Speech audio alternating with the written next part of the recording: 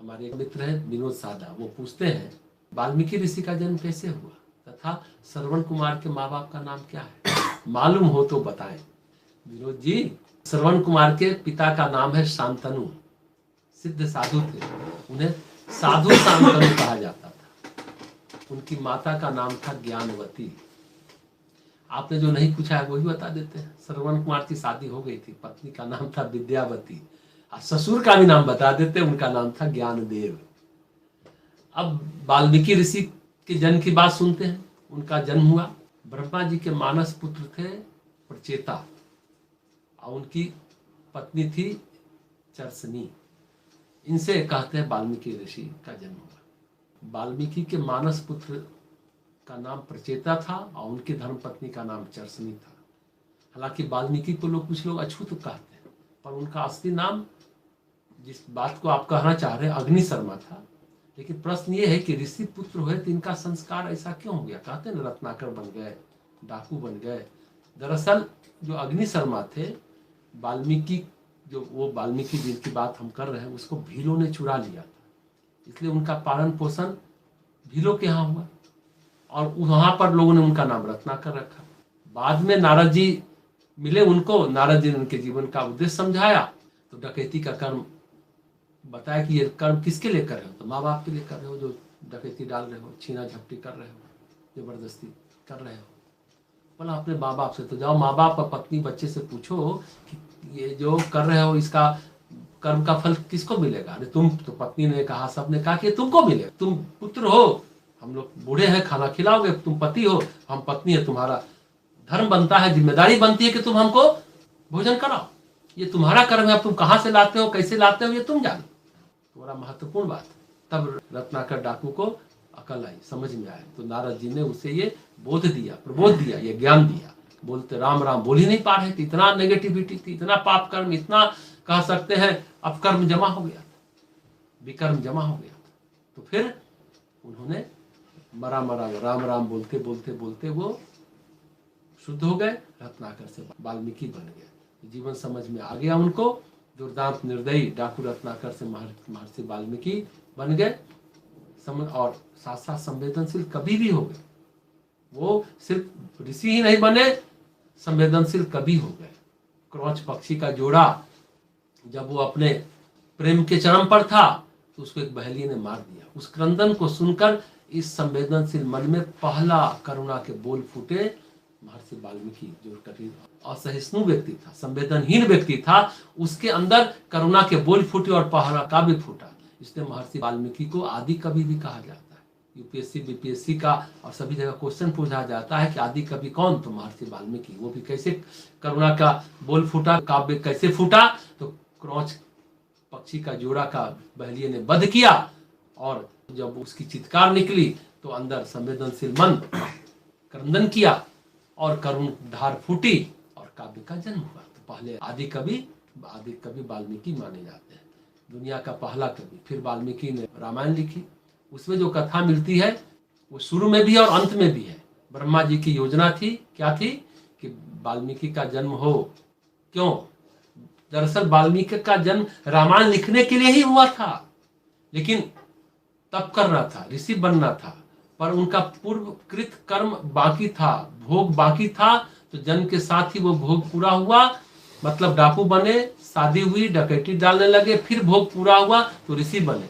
तो देवताओं ने जो योजना बनाई थी ब्रह्मा जी के साथ, जब विष्णु का अवतार होगा राम के रूप में, तो कथा लिखने कौन जाएगा? तो ये हुआ कि वाल्मीकि जाएंगे। तो योजना बनी कि वाल्मीकि का जन्म यहाँ होगा। तो वाल्मीकि जी ब्रह्मा के पौत्र हैं, ऋषि प्रचेता का 10वां पुत्र है। जिस समय भोग पूरा होता है ब्रह्मा जी, उस समय सारे सूत्र कट जाते हैं। वाल्मीकि रामायण में 2 प्रकरण आता है। शुरू में जब ब्रह्मा जी नारद जी को प्रेरणा देते हैं कि अब वो समय आ गया है, अब राम कथा का लेखन शुरू होना चाहिए, तो नारद जी मिले तब रत्नाकर डाकू से। दूसरा प्रकरण बाद में आता है, कब? जब सीता जी को निर्दोष साबित करने के लिए अपनी तपस्या का संकल्प लेते हैं। अगर सीता जी में तनिक भी सा भी दोष हो तो मेरी संपूर्ण तपस्या व्यर्थ हो जाए। अयोध्यावासी के सामने वाल्मीकि आश्रम में, उन्हीं के आश्रम में जब सीता जी रहने लगी थी, तो उन्होंने संकल्प में कहा था, प्रचेतो दशम पुत्रो हम, मैं प्रचेता पुत्र 10 का 10वां पुत्र इस बात का संकल्प लेता हूं, अगर सीता जी का तनिक भी दोष हो तो मेरी सारी तपस्या व्यर्थ हो जाए। ये बात को भी जब बात हो रही है तो जान लेना चाहिए कि जब लवकुश से सभी पराजित हो गए थे तो पूरा अयोध्या पराजित हो गया, हनुमान जी पराजित हो गए, लक्ष्मण जी पराजित हो गए। तब लक्ष्मण भरत शत्रुघ्न ने हनुमान जी से पूछा, हम लोगों ने रावण को हराया, कुंभकर्ण को हराया, मेघनाथ को हराया, फिर इन बच्चों से हम कैसे पराजित हो गए? तो हनुमान जी ने कहा, हनुमान जी तो तत्व ज्ञानी थे, रुद्रावतार थे ना, भक्त राज हनुमान, इसलिए भक्तों के राजा हैं हनुमान जी। वो कहते हैं हमने रावण को नहीं हराया था, हमने अधर्म को हराया था। ये बच्चे हमें नहीं हरा रहे, अधर्म को हरा रहे। अधर्म लंका ने किया, वही अधर्म अभी अयोध्या ने किया।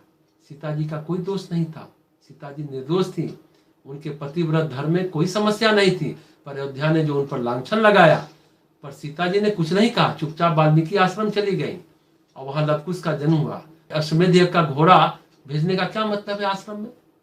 आश्रम में क्यों भेजे, आप बाहर रहते, ये सताना हुआ ना बच्चे को। तो पर सीता जी ने कुछ नहीं कहा, बच्चों को सताने लगे। ये बच्चे नहीं है, जिस तरह राम के पीछे अगस्त और विश्वामित्र का तप था, उसी तरह इन बच्चों के पीछे सीता और वाल्मीकि का तप है।